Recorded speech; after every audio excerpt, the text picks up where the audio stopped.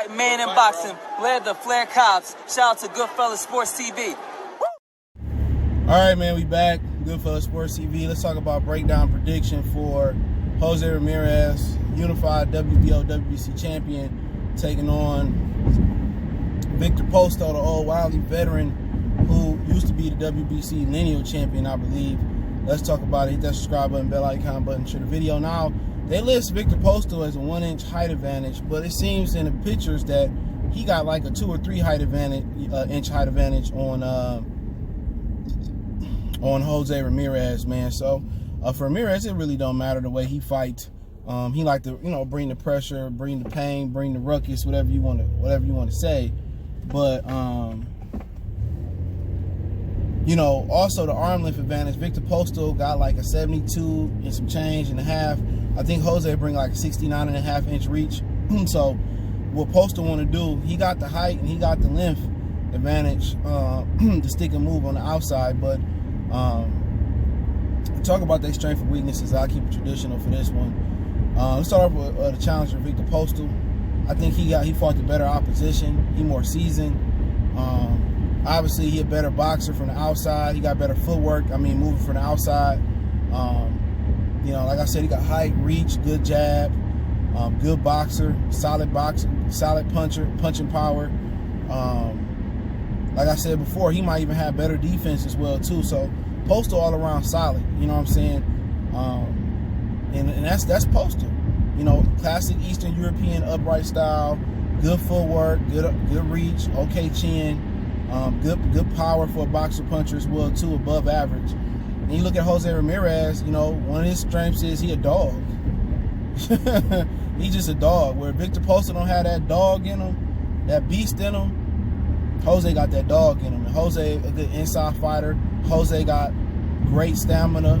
Jose seemed like he could take a good punch. Jose got really, really good punching power. And he got good amateur pedigree just as Viktor Postol do. And he'll wear you out. You know what I'm saying? And he just got those intangibles where he'll will himself to a victory, bro. Postol was a very, very proud American-Mexican fighter. Very proud.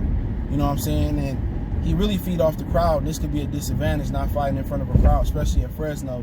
But he's just a dog. He got he got some things that Postol ain't got. And he might not have experience, but his dog in him. Like he got dog in him. And he got power. And this is a great matchup, man, as far as between boxer puncher and pressure fighter. And like I said before, Postol been, I think, a career 140-pound fighter. And I just think this matchup is beautiful. It's probably going to be the best fight you've seen from top to bottom, especially if it goes the distance in a while. So I think it's going to be a great fight, man. And, to get into their weaknesses. And we can start off with Viktor Postol's weaknesses first. So, Postol seemed to be really, really stiff and cautious. He a cautious puncher. He like to fight at the end of his punches. So if you're able to get on the inside on Viktor Postol, which it ain't easy, you will have opportunities. Postol is like one-dimensional. He like to keep it on the outside. And if you're able to get past his inside his reach, then, there may be some problems with him thugging it out. I remember he fought Yavin Mendy, and Mendy was kind of giving him a tough fight and dogging him. Weak-ass Henry Lundy from Philly was giving him some issues as well, too. So Postol was really, really robotic and stiff. He not fluid at all in how he move. He really, really stiff, and sometimes that hurts him. And I think he one-dimensional. And that one-dimensional is going to trump a lot of things, being able to control distance on the outside and stick and move. I don't really think he got that dog in him, but he ain't soft, but he really ain't got that dog in him. And, other than that, he can be outboxed a little bit if you can box, but I don't think Jose got those Crawford type skills. But pretty much, and he got some wear and tear on his ass too. He's been in a lot of really good fights over the years. Yavin Mendy, Lundy, Crawford, Matisse. He been in some good fights over the course of his career, and he's a really, really solid fight.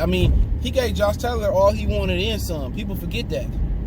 Josh Taylor arguably that fight could have went either way in a lot of people's opinion if that was in the United States. So he fought the better opposition too. I think I said that earlier. Ramirez, it's a little hard to tell where all his deficiencies are at as a fighter, because he really ain't been fighting no top shelf fighters, but he can be outboxed. If you can stick and move and step to the side, especially if you're a slick fighter. Postol ain't slick, but he can box. Ramirez can be outboxed and be frustrated, use angles, use speed. He can be outboxed. If Ramirez can't have his way early on, he wait till you slow down and then he turn up the fire, and then that's how he pretty much end up stealing fights with his aggressiveness. But he's a guy that can box a little bit, but he limited on the outside. He more of a guy that's gonna pressure you, walk you down, wear you down. But as far as his weaknesses is, I just think he can be outboxed. He struggled with guys that can stick and move.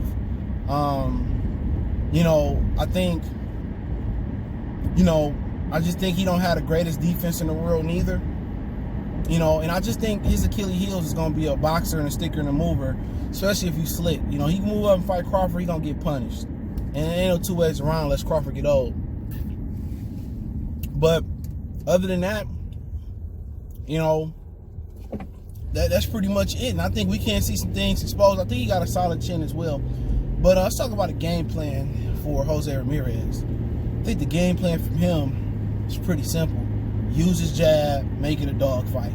Get on the inside, feint, slip, whatever you gotta do, and make a home and dogging out Viktor Postol. That's it.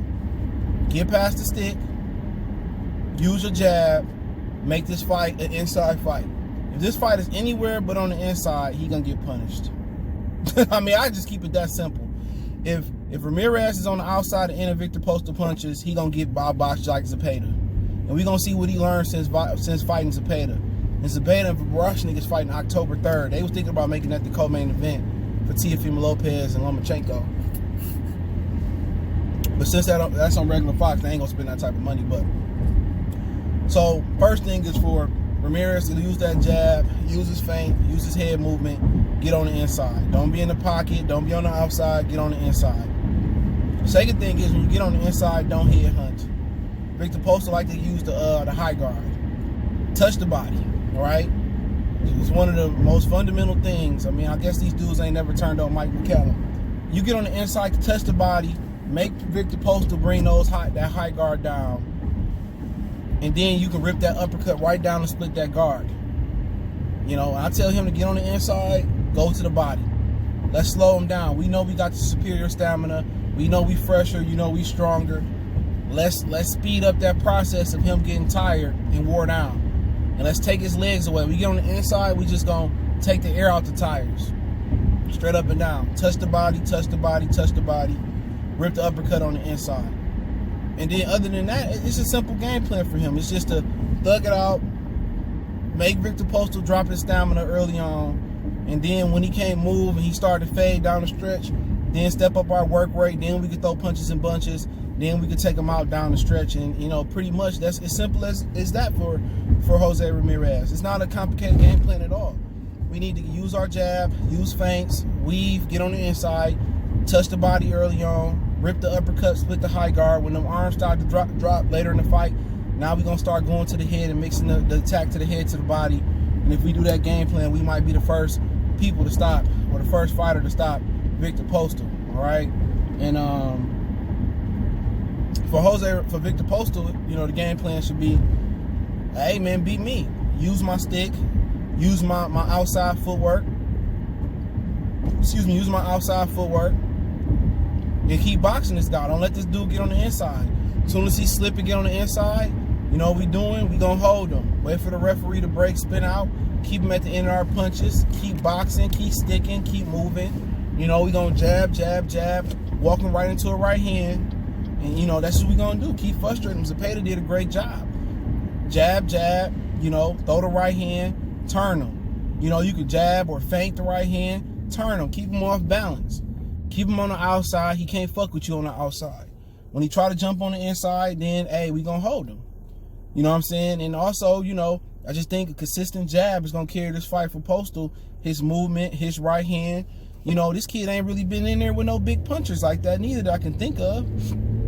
So Postol might be the biggest puncher he done fought. So we gonna see. And Postol just keep it simple. Jab, jab, right hand, Just keep it really simple. Mixing the left hook now and then, and just use the angles. And then one of the advantages that Postol do have is that Freddie Roach used to train Jose Ramirez. He know where the deficiencies at.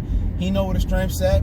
Not sure if Postol and Ramirez ever sparred before. That'd be interesting. But he's basically just use your footwork, jab, outbox him. You know what I'm saying? And then it might come a time where, hey, maybe you wearing him out or you hurting him. Go for the kill. You get this guy hurt. Don't let this dude recover, because he's shown to have some of the best second wind in boxing.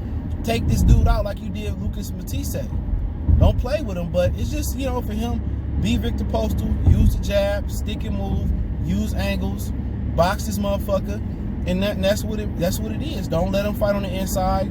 You know, make him earn his way on the inside. And I think Viktor Postol will be able to maintain his distance a lot better than Maurice Hooker, because he's a way better fighter than Maurice Hooker is, in my opinion. You know what I'm saying? So that's pretty much the game plan for him. Distance, keep it on the outside, use the best punch in boxing, use his jab, and just keep boxing. Just keep boxing him and sticking and moving, and don't let this dude get on the inside. And if you get him hurt, take him out. So, how I think this fight gonna go. And don't forget, I think Postol is a premier boxing champion fighter these days too. I think he fucking with Al. I think Postol gonna win early on. I think he's gonna be outboxing Ramirez early on. And here go a disclaimer here. It's why I'm not gonna like doing predictions during the pandemic, because I don't know what type of shape these dudes in, the amenities they have, so you never know, this fight could be over quicker than you think. But I think Postol keep the fight. I think Postol gonna win the fight early on. He gonna box, put some rounds in the bank. Now they might try to steal some rounds if they want to do Jose and Josh before the year over with, which I don't think gonna happen. Top Rank will be able to put on 2 undisputed clashes. That'd be amazing during the pandemic. But I think it's gonna go. Postol gonna be outboxing him early on, and he's gonna be using his angles, and they probably gonna be stealing rounds from him, giving it to Jose. Though I'm telling you, this is gonna be an iffy fight. I think Postol gonna be outboxing him early on. I think he might hurt Ramirez early on. I think Ramirez come on strong at the end, and he win a controversial decision, straight up and down. I think Ramirez is gonna win a controversial decision. I think if Viktor Postol was still a top-ranked fighter, he'd probably win this fight. But I think it's going to be a controversial decision. I think Postol is technically going to win the fight and outbox Ramirez. But I think Ramirez is going to get credit for making the fight, being the aggressor. Even though his aggression is not going to be, you know, the most effective aggression, I think that they're going to rob Ramirez. Ramirez is going to win a controversial decision. That is just my opinion on the fight. But I do think it's probably going to be a really, really good fight. I really do. I think this is going to be one of the top fights that I think it's going to be one of the top fights of the pandemic. I understand it's going to be on ESPN Plus. And I don't know why they putting their best fights on ESPN Plus, but they said ESPN Plus got a bigger budget than ESPN. I mean, so be it. I mean, this is a fight that the world needs to see. And obviously I think Postol is the more proven fighter. I think at his best right now, I don't think we've seen the best of Jose Ramirez working with Robert, but I think at his best, I think I've seen Viktor Postol is a better fighter when they both at their best that I've seen for Jose Ramirez. But I think Postol gonna put on a good fight tomorrow night, and I wouldn't be surprised if Jose knocked him out. Yeah, you know, he had a tough fight with Josh. He on the back end of his career, been a career 140-pound fighter, I believe. Surprised Postol ain't never really tried to move up, but I think Ramirez got a chance to knock him out. But I just think Postol is just a tough guy, man. He gave Josh Taylor all he wanted. I think he gonna have one last hurrah, and I think if it's an even playing ground, I think you can make an argument for Postol getting the dub. But I think they're gonna give him a controversial decision. I think this fight gonna be a step up from what Zepeda did to Jose Ramirez. And I think Postol gonna do a little bit better than Zepeda, but I do think at the end of the day, the cards are already in for Jose Ramirez to win this fight. Now, would this be a Rolly type of robbery or a Paul Williams versus Lara type of robbery? I'm hoping not, but I can see it. But I think this is gonna be a really, really close fight that's gonna be controversial, and they're gonna give Jose Ramirez credit for ineffective aggression a lot of the fight. But I like Viktor Postol to do well in this fight, but I got José Ramirez winning a slim, controversial decision. Saturday night is on ESPN Plus. Good fight for Top Rank. So let me know who you got winning in the comment section. Don't forget me on Facebook, Instagram, Twitter. Reach out if you got business question, inquiry, sponsorship, video requests. Keep sharing the videos. Want to make a donation? Cash App is CJGood313. Best way to donate is to share the video. Appreciate the love, support. Keep sharing the videos.